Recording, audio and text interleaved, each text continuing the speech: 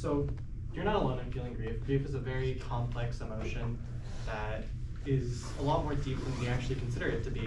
And grief itself actually derives from another feeling called beaverment. I didn't look too much into what beaverment really entails, but I want to look more at grief because I feel like we underestimate the effects that has. So about a year ago, I lost my cat, and he was my childhood best friend. He was my everything. And I've never felt lost before that moment. So I didn't really know what grief was or how it should feel. And I still never really bothered to look it up past that.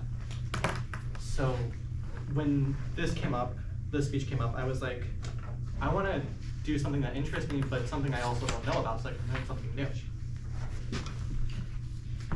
So raise your hand if you've heard of the 5 stages of grief before. Keep your hand raised if you've heard of the 7 stages of grief. That's more than I thought it would be. So there's this program based in the UK called Cruise Beaverment Support, and what they do is they define a very rudimentary version of what grief is, the 5 stages as we know it, being denial, anger, bargaining, depression, and acceptance. I think majority of people in here know what those 5 stages entail and how they are supposed to feel or what you would imagine them to be like. But given that we only had a few people who knew what the 7 stages are, in another support sort of website called Beachside, they listed a bigger in-depth analysis of what grief is, and they included just the regular 5 stages of grief, the 4 phases of grief, and the 7 stages of grief. So in no particular order, they listed these as shock, numbness, loneliness, despair, disorganization, pain, guilt, reconstruction, and hope.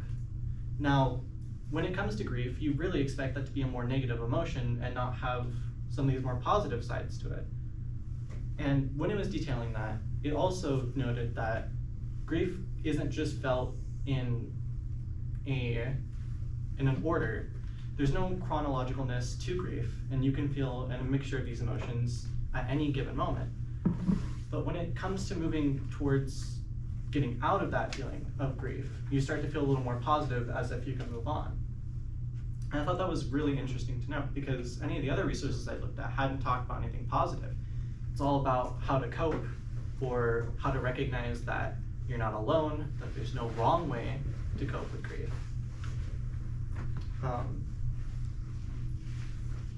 So going back to Beachside, they also listed that there is more than just what we generally consider grief, because I want to ask another question to you of, when you think of grief, how many of you instantly go to think of death? Now, how many of you think of relationship issues, whether it be friendships or romantic interest? What about work? What about experiencing loss but never having really been connected to said loss? So I thought that was incredibly interesting, because when we think of grief, it's usually a thing of, this person died, I feel sad, which is just a very general way to describe it. But I think my favorite out of these that I came up with was traumatic grief, which is loss through violent means in early childhood, but never really being old enough to comprehend or understand what that does to you psychologically. So you never cope with it, and you never really grow out of it. And in a way, it kind of plays into PTSD, because something can trigger this feeling of loss again, but you don't know what it is, making it harder to treat. Unresolved grief is another thing that I briefly mentioned, which is feeling loss, but hiding it away so well that you forget it ever happened. But again, tying it back to PTSD, there's triggers, and you won't really know why you're feeling that loss.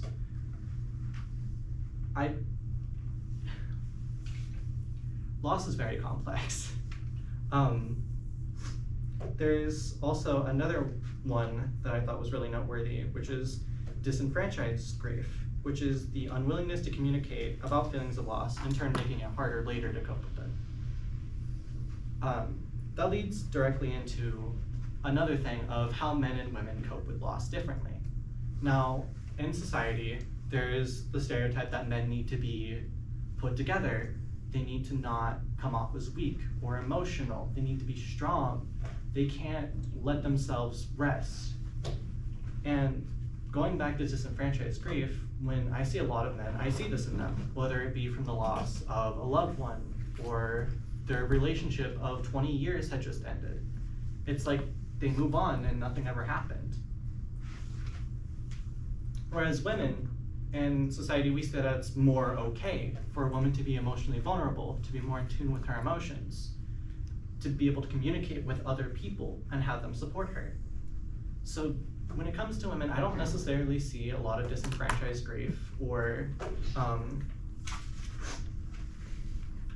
traumatic grief, because at such a young age, we're enforced these roles of men need to be strong and brooding, women need to be openly emotional and talkative. And I just find it interesting to see that there's a lot of men out there who just don't talk about their loss.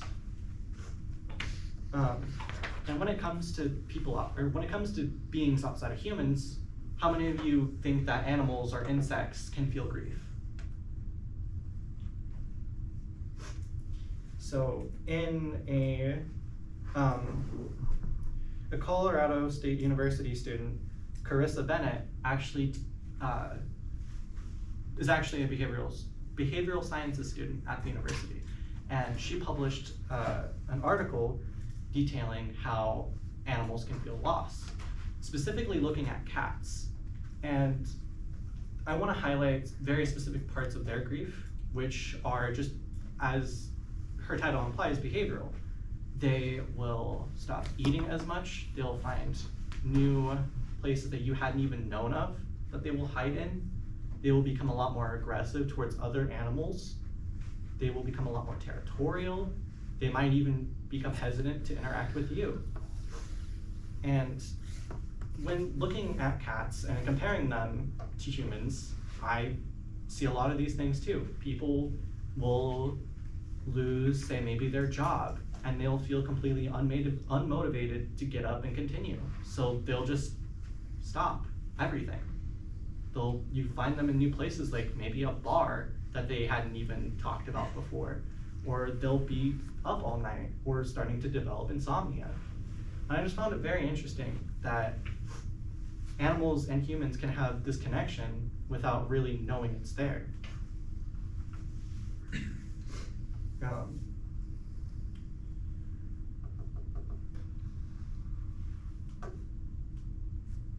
I want to go into that there's no right or wrong way to grieve, like I briefly mentioned earlier. A lot of people will do it in different ways. Some people will talk, some people will keep to themselves, some people will go out and seek attention. Whatever you think of those ways, that is your opinion, and that makes them feel better to do it in the way that they feel is most comfortable for them.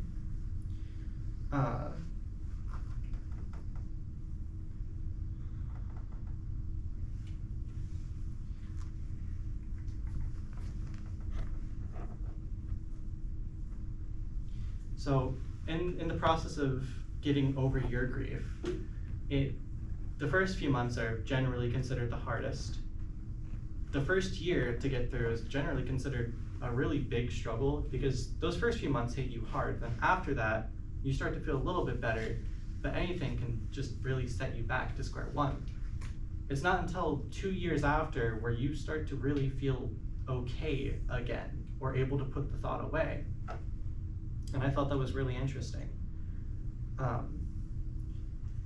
There's this program called Sue Ryder, which helps many people feel like they can cope with their loss, whatever it may be. I believe they're nonprofit, and they published that little part I just got done talking about of how long it takes to really feel okay.